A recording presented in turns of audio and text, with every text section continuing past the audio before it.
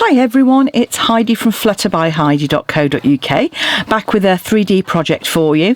And this is one I've been thinking about doing for ages, and it's just a little double-ended treat box. I've popped a little tassel on the side, then a little tag, and each side opens up to give you lots of space to pop treats in. Both ends open up and close down. I've kept it as a single one. You could obviously easily put some sweets in there, or another gift, jewellery in one end.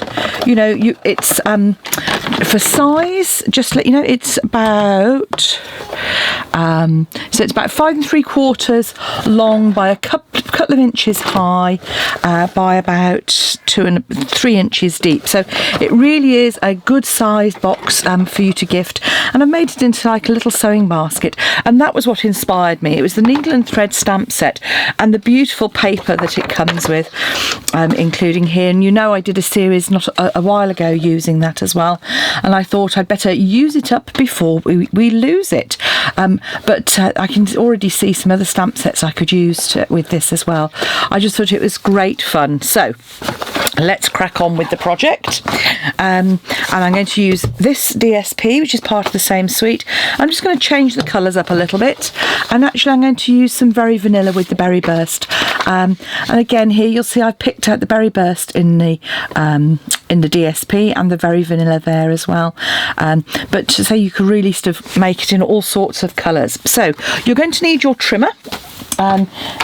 So not a lot of stamping, but some construction with this one. So to start off with then, let's make the lid. So you're going to need a piece of card that is 7 3/4 by 5 inches. So I'm going to cut my cardstock at 5 inches off some A4 card to make the most of my card. And then I'll trim it down to 7 3/4, like so. And I'll keep that other piece to one side because we'll need that for some labels in a bit. And for the lid, I'm doing it all in inches. I haven't worked it out in centimetres yet, but I will do. You're going to score on the long edge at 1 on the short side, turn it round and score at 3 1/2, at 4 1/4, and at 6 3/4. You'll notice I have sized it to avoid the nasty measurement. And then on the side, you're just going to score at 1 inch on both sides, like so. So that's our lid. Then we're going to create our base, and for that you want a piece that is 6 7/8 by 9 3/4. So I'm just going to cut to 6 7/8.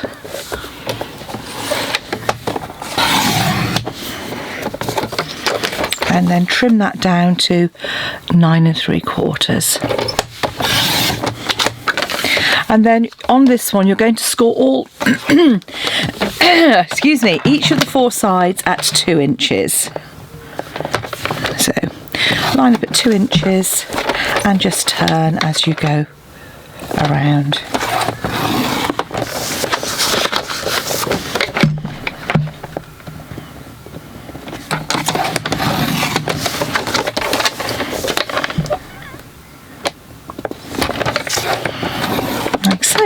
So that's our very simple box base. While I've got my trimmer out, I'm going to cut my DSP. So I'm going to trim this at 2 3/4 to start off with. Not that bit that's obviously got a bit crumpled. So 2 3/4. And I'm going to need a couple of pieces that are 2 1/4 inch. And those are for my lid. So that's those are my 2 lid pieces. I'm then going to need some pieces that are 3/4 inch. So as I've said before, when you're doing narrow measurements, it's always a good idea to cut the narrow measurement first. So cut our 3/4 inch, then cut our pieces off it. So I've cut it 3/4 inch, and I want 2 pieces that are 2 3/4, like so. And I want another 2 pieces for the ends as well, which are also 2 3/4. So what I'm doing is I'm cutting these pieces here.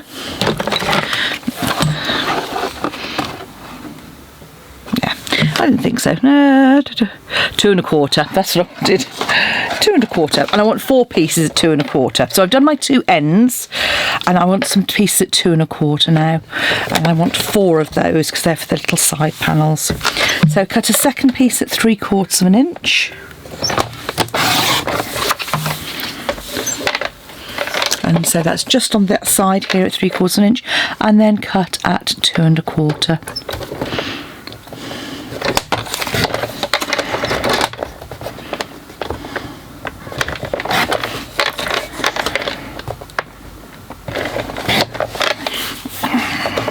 So I've got 4 of those pieces there. Now one of the things I need to do is locate my corner rounder, which I think I have actually left downstairs, so I'll have to use a slightly different corner rounder.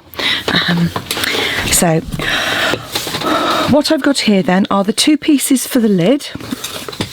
I have the 2 longer pieces for the ends, and then I have 4 side pieces.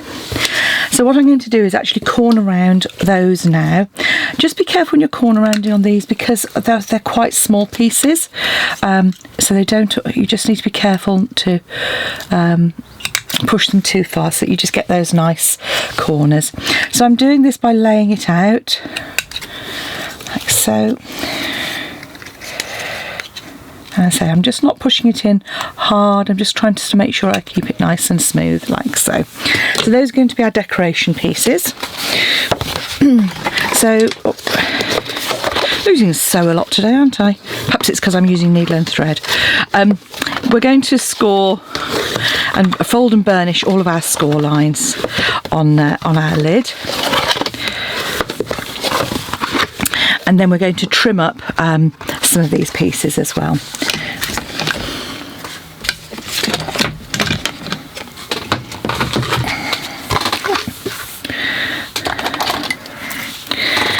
And then we're going to use our corner rounder again. So I'm going to trim up just straight up these 2 pieces here. And this is the part that we use to attach to the box. Then these on the side are going to be our tabs. So I'm just coming in and just notching those out slightly.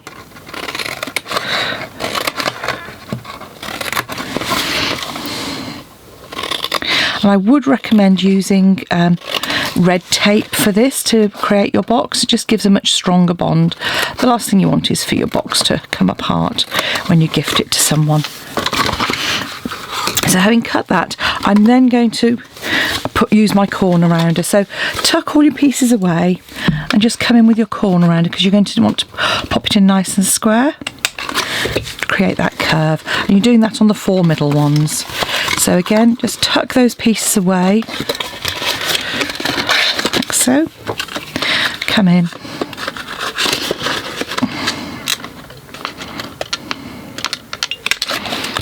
Like so. Same on this side here. So I'm just folding all of those pieces away. You'll see. So I'm just cutting through 1 layer, so I can come in with my corner rounder and get that butted up. And then I'm going to do my last one over here.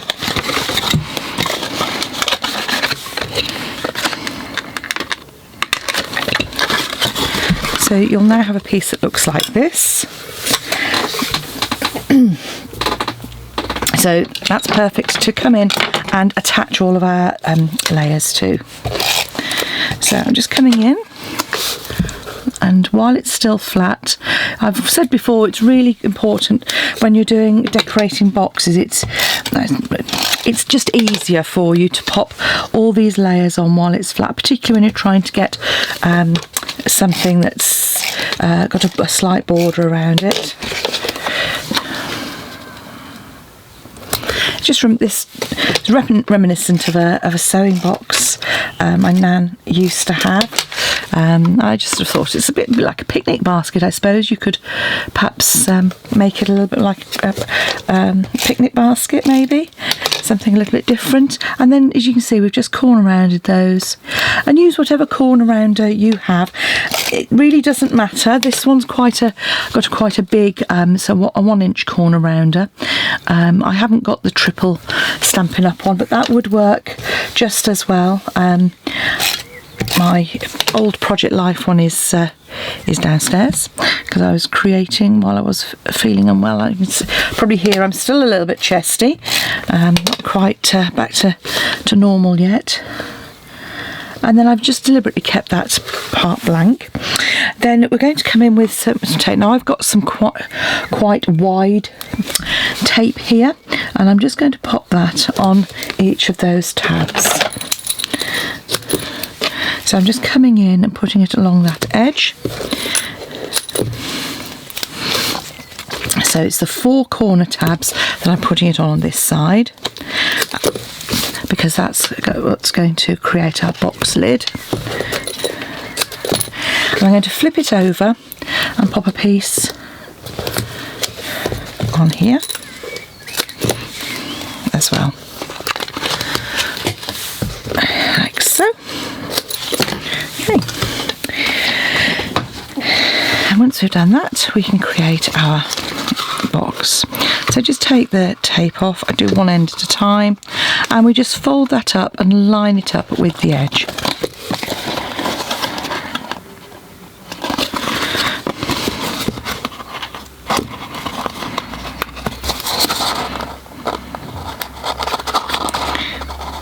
The curse of videos, being unable to use red tape.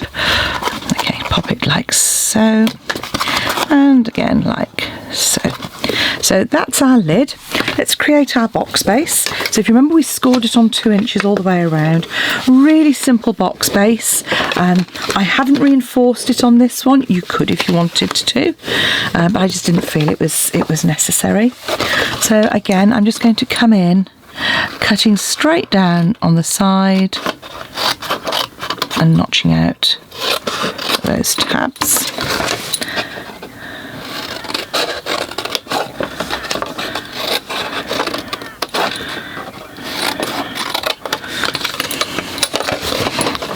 I went a little bit over on that one. I'm sure it isn't going to matter too much.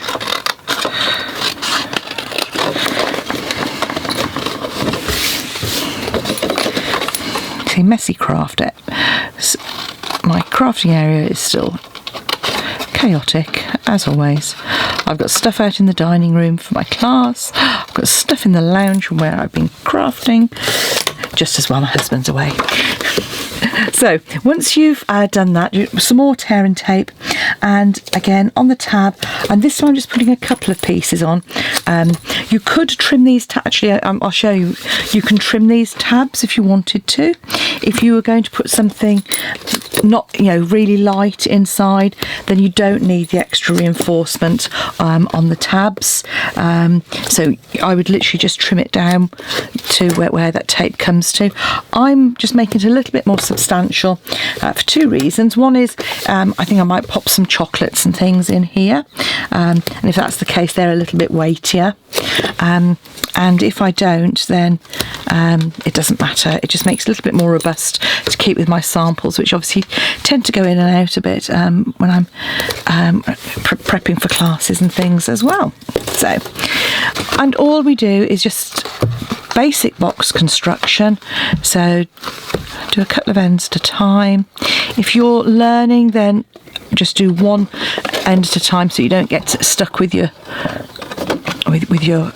tape. So by that I mean take the tape off one tab and fix it together, then take the tape off a second tab. As I say, it depends how confident you are. So there's our basic box. You'll see our lid just fits on over the top there perfectly, and all we need to do is attach our tabs. So what I tend to do is I put it like so and attach.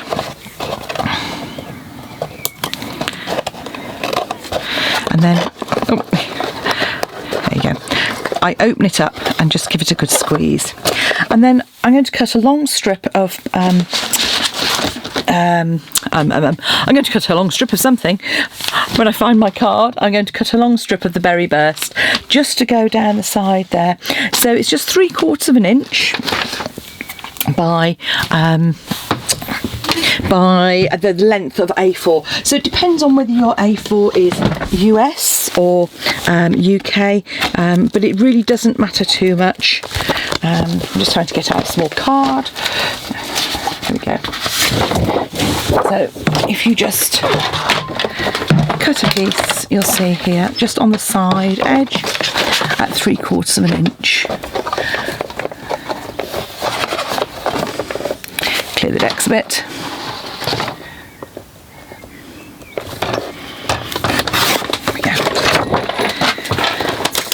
And once you've done that, just take your bone folder and just over the middle section, just curve it slightly. And then on the bottom of each section, again, about 2 inches, just pop that tape in place. Like so.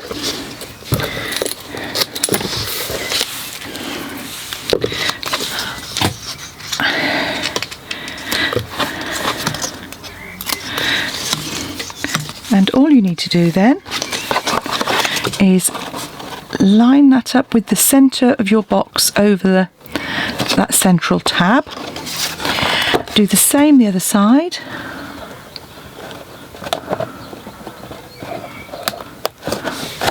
And there we have our pretty sewing box style gift box ready for you to fill. And as I said, all I need to do is then create a little tag here, which I've used the same stamp set, and I've just created a little paper tassel. And there you have your gift baskets. Thanks for watching. Come back and see me again soon, and don't forget to visit my shop, heidismith.stampinup.net.